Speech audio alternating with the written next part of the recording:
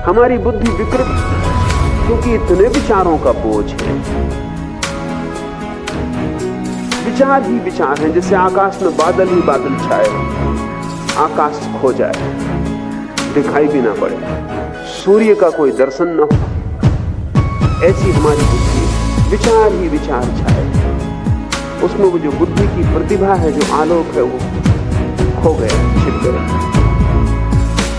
एक बादल हट जाए तो आकाश का टुकड़ा दिखाई पड़ना शुरू हो जाए। छिद्र हो जाए बादलों में तो प्रकाश की रोशनी आनी शुरू हो जाती, सूरज के दर्शन होने लगते। ठीक ऐसे ही बुद्धि जब तक विचार से बहुत ज्यादा आवृत है, और एक परत नहीं है विचार की, हजारों परत। जैसे कोई प्याज को छीलता चला जाए तो परत के भीतर परत, परत के भीतर परत। ठीक ऐसे विचार प्याज की तरह, एक विचार की परत को हटाएं दूसरी परत सामने आ जाती, दूसरे को हटाएं तीसरी आ जाती। एक विचार को हटाएं दूसरा विचार मौजूद, दूसरे को हटाएं तीसरा मौजूद। ये परत दर परत विचार है। ये हमने जन्मों में इकट्ठे किए, जन्मों जन्मों में। ये धूल है जो हमारी लंबी यात्रा में हमारे मन पे इकट्ठी हो गई। जिससे कोई यात्री रास्ते पे चले तो धूल इकट्ठी होती चली जाए, और उसने कभी स्नान न किया और यात्रा करता ही रहा, बहुत धूल इकट्ठी हो जाए, यात्री का पता ही न चले कि वो कहां खो गया। ध्यान स्नान है बुद्धि का, और जो ध्यान नहीं संभाल पा रहा उसकी बुद्धि कचरे से लद जाएगी स्वाभाविक। प्रतिपल संस्कार पड़ रहे, हर घड़ी, पूरे दिन में वैज्ञानिक कहते हैं कोई 10 लाख संस्कार बुद्धि पे पड़ते हैं। आप सोच भी नहीं सकते 10 लाख कहां से पड़ते हैं। हर चीज का संस्कार पड़ रहा है। अभी मैं बोल रहा हूं, ये संस्कार पड़ रहा है। पक्षी आवाज कर रहा है, वो संस्कार पड़ रहा है। एक कार का हॉर्न बजा, वो संस्कार पड़ा। वृक्ष में हवा दौड़ी, वो संस्कार पड़ा। पैर में एक चींटी ने काटा, वो संस्कार पड़ा। सिर में थोड़ी पीड़ा हुई, वो संस्कार पड़ा। पढ़ रहे हैं 10 लाख संस्कार दिन भर में 24 घंटे, और ये सब इकट्ठे होते जा रहे हैं। ये संस्कार धूल है, और ये हम जन्मों से इकट्ठे कर रहे हैं। इसलिए बहुत फर्क है। जब आप सोए हैं तब भी संस्कार पड़ रहे हैं। नींद लगी है आपकी, लेकिन इससे कोई फर्क नहीं पड़ता, क्योंकि बुद्धि पूरे वक्त काम कर रही है। बाहर कोई आवाज होगी, नींद में भी संस्कार पड़ रहा है। गर्मी पड़ेगी, संस्कार। मच्छर आवाज कर रहे हैं, संस्कार पड़ रहा है। करवट बदली, संस्कार पड़ रहा है। गर्मी है, सर्दी है, पूरे समय बुद्धि इकट्ठा कर रही है। हर चोट बुद्धि की क्षमता बहुत ज्यादा है। वैज्ञानिक कहते हैं कि अनंत संस्कार बुद्धि इकट्ठी कर सकती है। आपके इस छोटे से सिर के भीतर कोई 7 करोड़ सेल, और एक एक सेल अरबों संस्कार इकट्ठा कर सकता है। कोई अंत नहीं। सारे दुनिया का जितना ज्ञान है वो एक आदमी की बुद्धि में समाया जा सकता है। ये जो इकट्ठी होती परतें हैं, इनके कारण आप आच्छादित हैं। इस आच्छादन को तोड़ना पड़ेगा। इस तोड़ने का प्रारंभ बुद्धिमान साधक को चाहिए। पहले वाक आदि समस्त इंद्रियों को मन में निरुद्ध करे। इसलिए मौन का इतना मूल्य है। मौन का अर्थ है आप बाहर और भीतर बोलना बंद कर रहे हैं, क्योंकि बोलना बुद्धि की बड़ी गहरी प्रक्रिया है। बोलने के द्वारा बुद्धि बहुत कुछ इकट्ठा करती है, और जो भी आप बोलते हैं वो आप सिर्फ बोलते नहीं हैं, बोला हुआ आप सुनते भी हैं। उसके संस्कार और सघन हो जाते हैं। जब आप एक ही बात बार बार बोलते रहते हैं तो आपको पता नहीं कि आप बार बार सुन भी रहे हैं।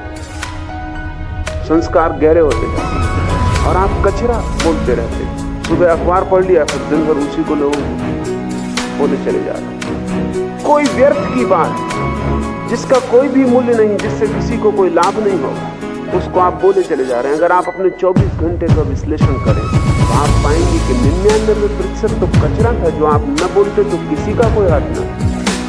ध्यान रहे, जिसे बोलने से किसी को कोई लाभ नहीं हुआ है, उसे बोलने से हानि निश्चित हुई, क्योंकि न केवल आपने दूसरे के मन में कचरा डाला है जो कि हिंसा है, जिसका कोई मूल्य नहीं है, वह आप बोल के दूसरे के मन में डाल दिए। और जब आप बोल रहे थे तो आपने फिर से सुन लिया है, वो आपके भीतर दोबारा गहरा हो गया, उसकी फिर से संस्कार पड़ गया, फिर कंडीशनिंग हो गई। अगर आप एक असत्य को भी बार बार बोलते रहे तो आप खुद ही भूल जाएंगे कि वो असत्य, इतने संस्कार भीतर पड़ जाएंगे कि वो लगने लगेगा सत्य। एडोल्फ हिटलर ने कहा है कि कोई भी असत्य को सत्य करना हो तो एक ही तरकीब है, उसे बोले चले जाओ। दूसरे ही मान लेंगे ऐसा नहीं है, आप खुद भी मान लेंगे। आप अपनी जिंदगी में देखें, कई असत्य आपको सत्य मालूम पड़ने लगे, क्योंकि आप इतने दिन से बोल रहे हैं कि अब आपको भी स्मरण नहीं रहा कि पहले दिन ये बात असत्य थी। बहुत बार संस्कार पड़ जाने से गहरे हो जाते, लीक बन जाते। पहला काम है साधक के लिए कि वो वाणी को संयत कर ले, वही बोले जो बिल्कुल अनिवार्य हो, अपरिहार्य हो, जिसके बिना चल ही ना सके। ये दुनिया बड़ी शांत हो जाए अगर लोग अपरिहार्य को बोले, व्यर्थ को ना बोले। व्यर्थ को बोल के बड़ी झंझट में पड़ती, क्योंकि बोल के आप ही थोड़ी बोलते हैं, दूसरा जवाब भी दे।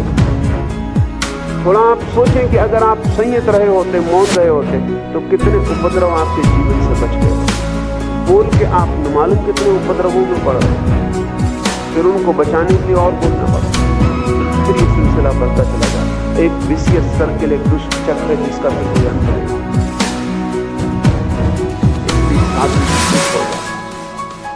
उतना ही बोलता है जितना अनिवार्य है, और उतना ही बोलता है जितना किसी का हित हो,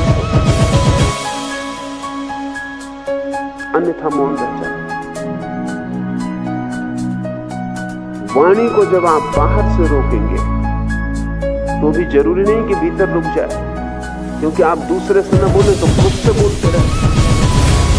बैठे हैं खुद ही से बात चल रही, ये खुद ही से चलने वाली बात भी संस्कार निर्मित करती है। क्योंकि जब आप अपने से बोल रहे हैं तब भी मन सुन रहा है, और जो भी आप बोल रहे हैं उसकी आप लकीर जोर से खोद रहे हैं अपने भीतर। खुद से भी बोलना बंद करो। वाणी बड़ा उपद्रव, जरूरी नहीं है कि उपद्रव ही हो, हमने उपद्रव बना लिया। भीतर भी धीरे धीरे बोलना बंद करें, चुप्पी साध, मौन को फैलने। जितना जितना मौन फैलेगा उतना उतना मन विसर्जित होता जाएगा। जैसे जैसे मौन घना होगा वैसे वैसे बादल निरोधित होने लगेंगे, जगह जगह से छिद्र टूटने लगेंगे और रोशनी भीतर ही आने लगेगी। धर्म का, सारे धर्मों का आधार मौन। महावीर 12 वर्ष मौन रहे, बुद्ध ने अनेक अनेक दिन मौन में बिताए, जीसस बोलने के पहले मौन में चले गए। उनका अवतरण हुआ जब वे परम मौन की अवस्था में। इस जगत में जो भी सत्य का अवतरण हुआ है तब हुआ है जब भीतर सब शांत। उस शांत क्षण में ही हमारा तालमेल, हमारी ट्यूनिंग ब्रह्म से जुड़ जाती है। वो मौन का कांटा ही हमें आभास से भीतर ले जाता और सत्य से जोड़ देता। इसलिए हमने साधु को मुनि कहा है। मुनि का अर्थ है जो मौन हो गया है, जो भीतर चुप हो गया। असल में वही बोलने का अधिकारी है जो भीतर चुप हो गया हो, क्योंकि उसके बोलने का कुछ मूल्य होगा, क्योंकि बोलने का अर्थ होगा उसने कुछ जाना है जिसे वो दे रहा है।